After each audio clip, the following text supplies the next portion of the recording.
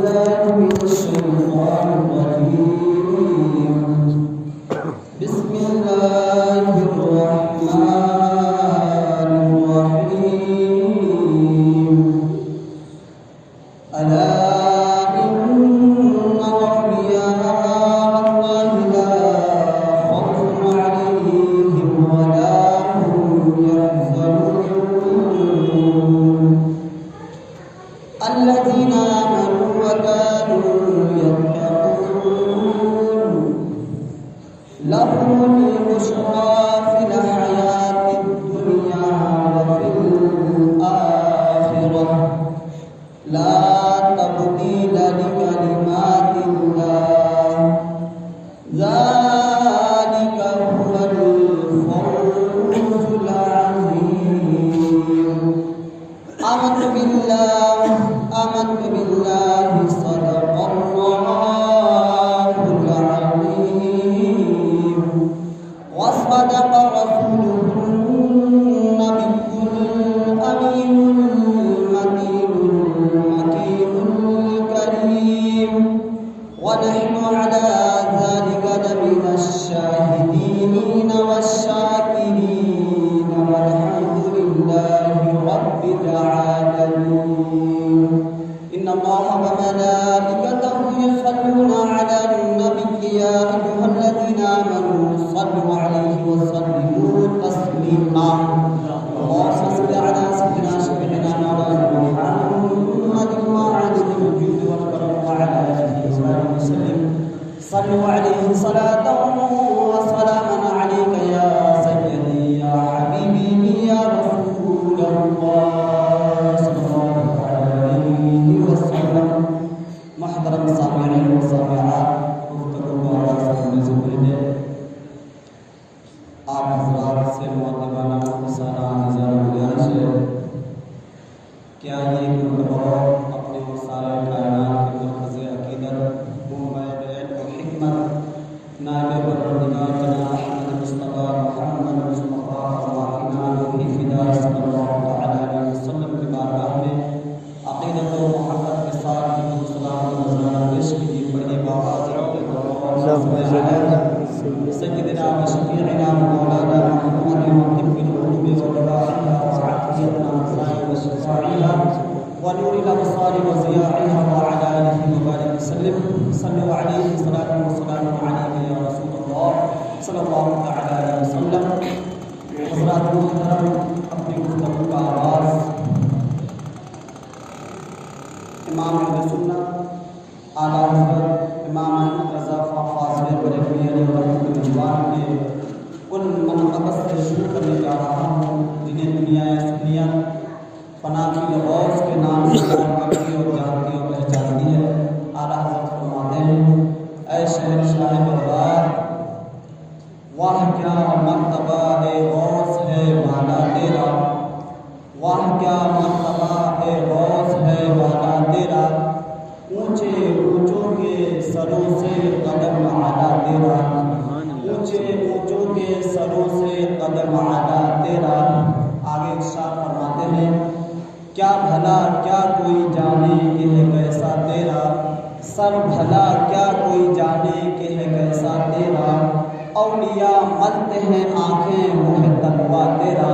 حضرات محترم، اعلیٰ حضرت ارشاد فرماتے ہیں کہ یا غوث، آپ کے سر کا مقام کو کوئی کیا سمجھ سکتا ہے، آپ کے سر کے مرتبے کو کوئی کیا سمجھ سکتا ہے، آپ کے تو قدم تک ہم لوگ نہیں پہنچ سکتے، تو سر بھلا کیا کوئی جانے کہ ہے کیسا تیرا، اولیاء ملتے ہیں آنکھیں وہ ہے تلوا تیرا.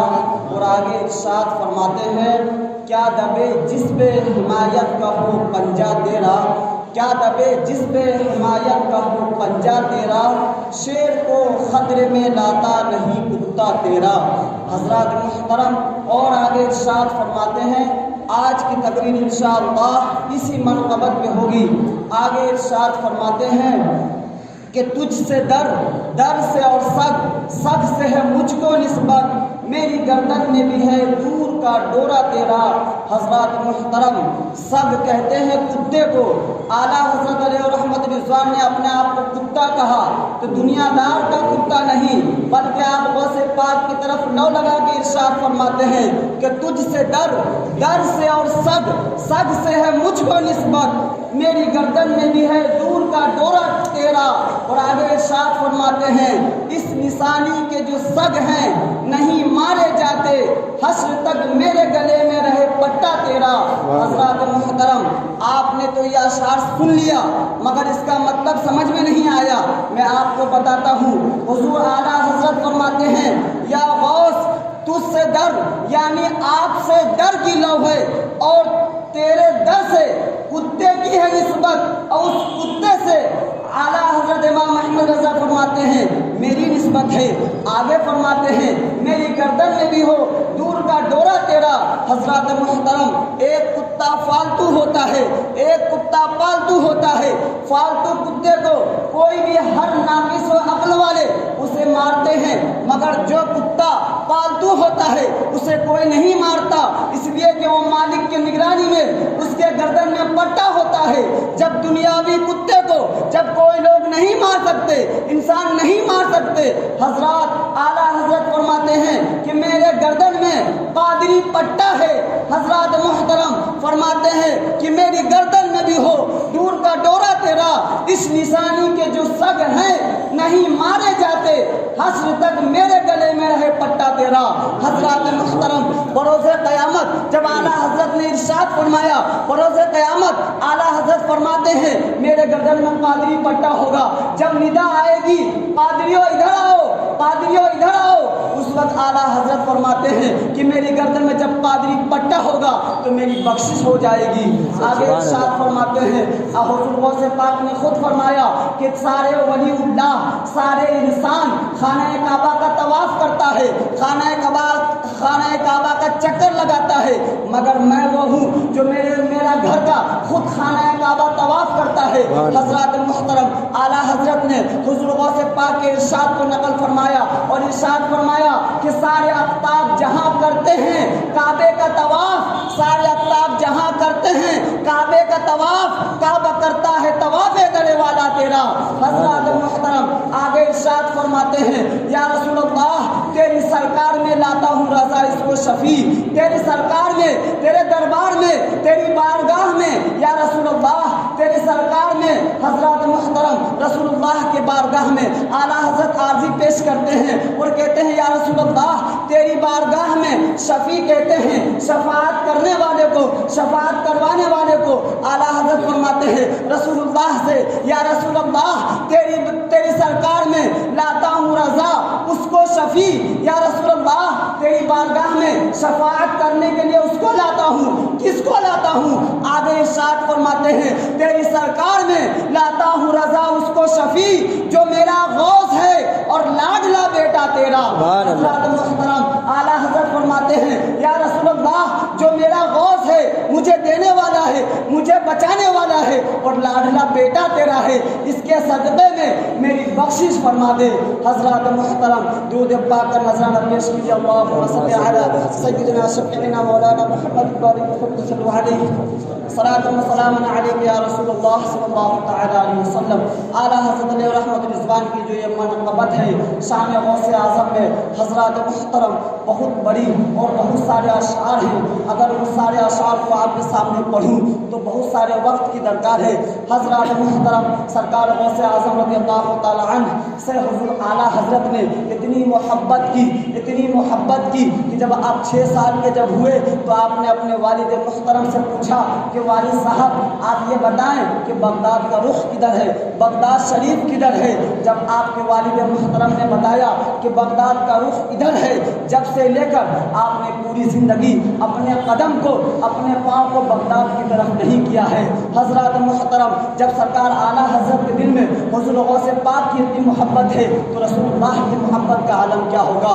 حضرات محترم، ابھی میں نے آپ کے سامنے جو آیت کریمہ کی تلاوت کی ہے، اس میں اللہ رب العالمین ارشاد فرماتا ہے بے شک اللہ کے ولی کو، بے شک یعنی اس کے اندر کچھ بھی سوچنے اور سمجھنے کی کوئی بھی گنجائش نہیں ہے، بے شک اللہ کے ولی کو نہ کوئی خوف ہے، نہ کوئی غم ہے، نہ کوئی حزن و ملال ہے۔ حضرات محترم، بے شک اللہ کے ولی کو نہ کوئی خوف سے کیا مراد ہے، نہ کوئی غم سے کیا مراد ہے، یعنی اللہ کے ولی دنیا کے کسی بھی چیزوں سے نہیں ڈرتے۔ اللہ کے ولی صرف اور صرف اگر ڈرتے ہیں تو اللہ رب العالمین سے ڈرتے ہیں، اور جس کے دل میں اللہ کا خوف ہوتا ہے ساری کائنات اسے ڈرا کرتی ہے۔ حضرات محترم، آج ہمارے دلوں کے اندر دنیا والوں کا ڈر ہے، دنیا والوں سے ڈرتے ہیں، اس لیے ہمارے دل سے خوف خدا خالی ہو گیا۔ اگر ہمارے دل میں خوف خدا ہوتا تو ہماری مسجدیں بھی بھری ہوئی نظر آتی، اگر ہمارے دل میں خوف خدا ہوتا تو ہم جھوٹ بولنے سے گریز کرتے، اگر ہمارے دل میں خوف خدا ہوتا تو ہم لوگوں کی غیبت چغلی کرنے سے بچتے، اگر ہمارے دل میں خوف خدا ہوتا تو ہمیں زنا اور شراب خوری اور زنا خوری سے بچنے کو عادت ہو جاتی۔ حضرات محترم، ہمارے دلوں سے خوف خدا ہٹ گیا ہے، ہمارے دلوں سے خوف خدا ہٹ گیا ہے۔ اگر خوف خدا پیدا کریں گے تو انشاءاللہ العزیز آپ غوث تو نہیں بن سکتے، خواجہ تو نہیں بن سکتے، مگر غلام غوث ضرور بن سکتے ہیں۔ لہٰذا آپ حضرات سے گزارش ہے کہ اپنے دل میں اللہ کا خوف پیدا کیجیے، دنیا دار خود بخود آپ سے ڈرتے ہوئے نظر آئیں گے۔ حضرات محترم، اللہ ارشاد فرماتا ہے بے شک اللہ کے ولیوں کو نہ کوئی خوف ہے نہ کوئی غم۔ حضرات محترم، آپ نے بارہا سنا ہوگا علماء حضرات کے زمانے کہ کہتے ہیں کہ نبوت کا دروازہ بند ہو گیا ہے، نبوت کا دروازہ بند ہو گیا ہے۔ ہمارے اور آپ کے آقا صلی اللہ تعالیٰ علیہ وسلم آخری نبی ہیں، آخری الزمان نبی ہیں، آپ کے بعد نبوت کا دروازہ بند ہو گیا ہے، ولایت کا دروازہ چالو ہو گیا ہے۔ حضرات محترم، نبی کیا کرتے تھے؟ نبی بھٹکے ہوئے لوگوں کو راستے پہ لاتے تھے۔ نبیوں کا کام کیا ہوتا تھا؟ گمراہ لوگوں کو راستے پہ لاتے تھے۔ نبی کا کام کیا ہوتا تھا؟ اللہ کے پیغامات کو لوگوں کو سنانے کا کام ہوتا تھا۔ نبیوں کا کام کیا ہوتا تھا؟ اندھیرے میں ظلم ستم میں ڈوبے ہوئے انسان کو اجالے میں لانے کا کام نبی کرتے تھے۔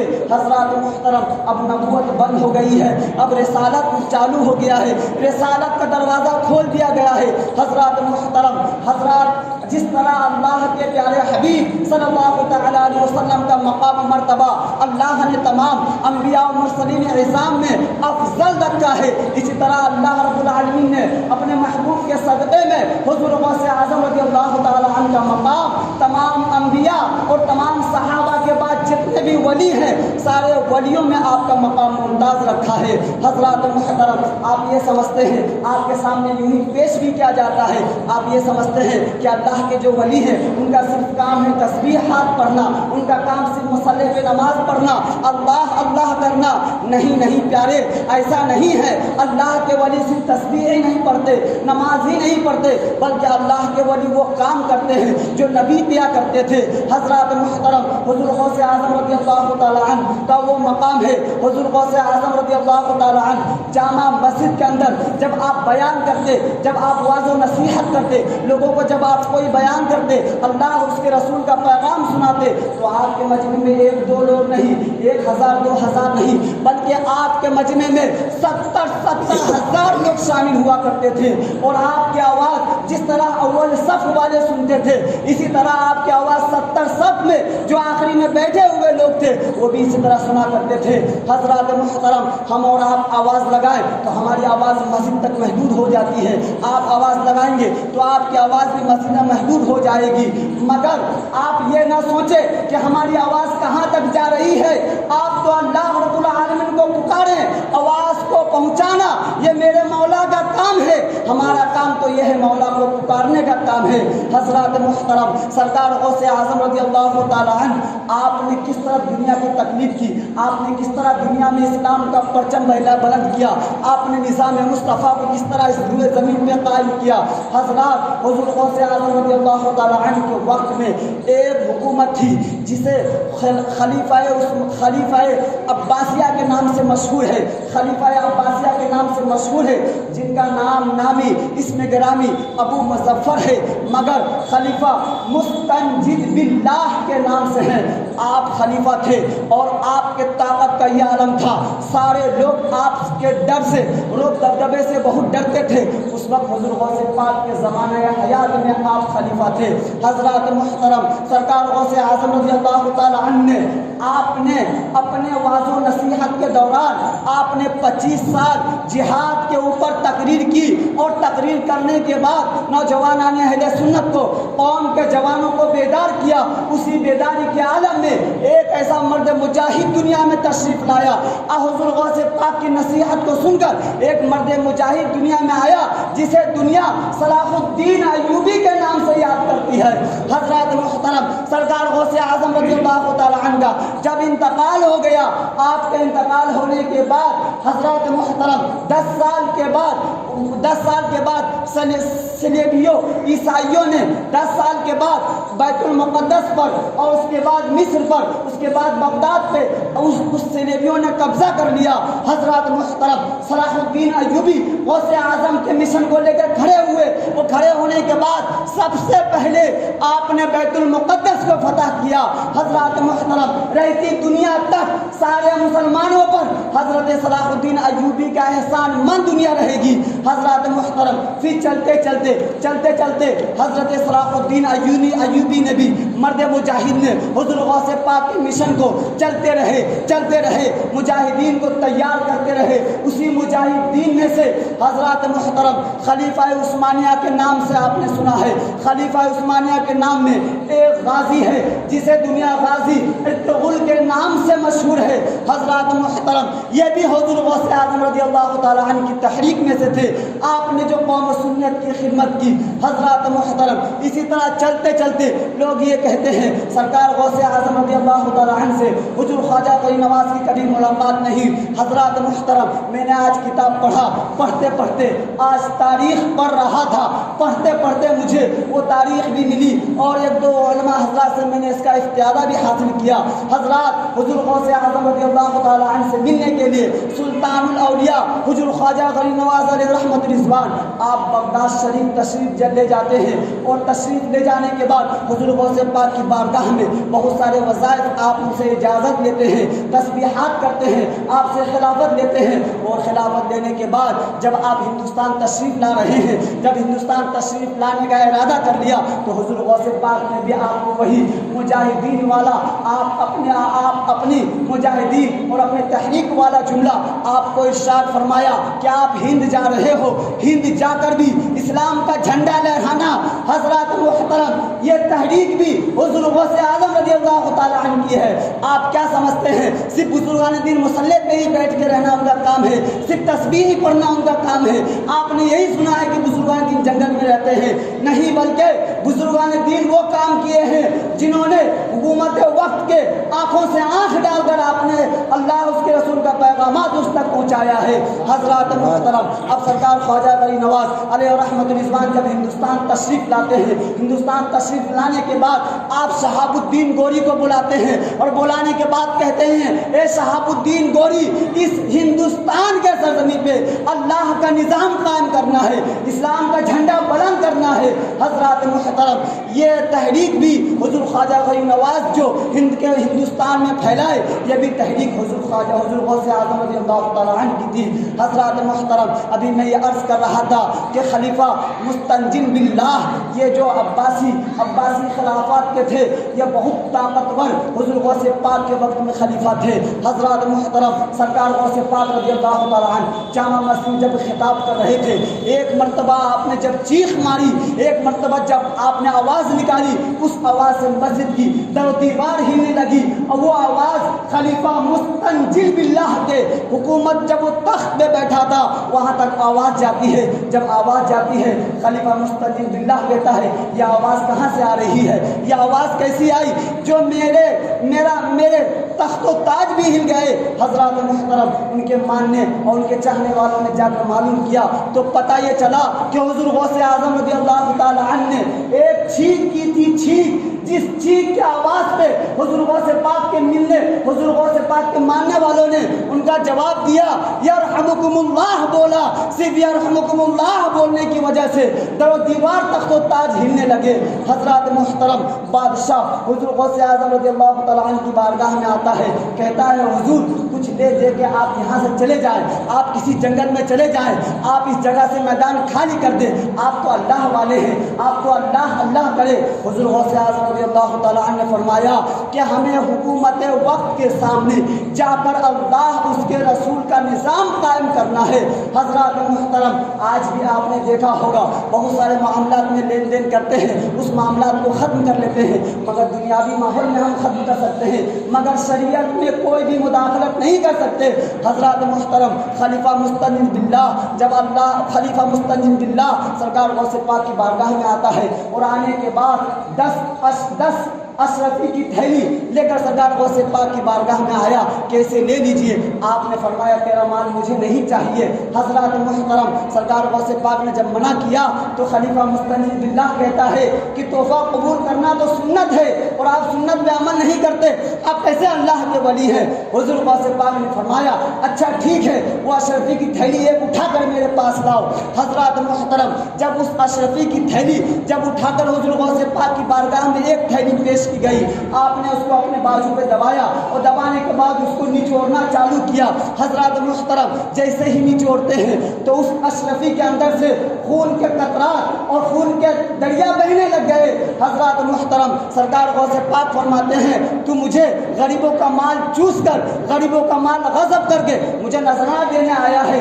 حضرات خلیفہ مستنجد باللہ دیکھتے رہا، آپ حضور غوث پاک فرماتے ہیں یہ ایک تھیلی ہے، اگر میں ان ساری اشرفیوں کی تھیلی کو جب نچوڑنا چالو کروں گا تو یہ خون تیرے محل تک پہنچ جائے گا، اگر اس خون کو اس اشرفی کی تھیلی کو اور میں دباؤں گا تو پورے بغداد کے نالیوں میں اس کا خون بہتا ہوا نظر آئے گا۔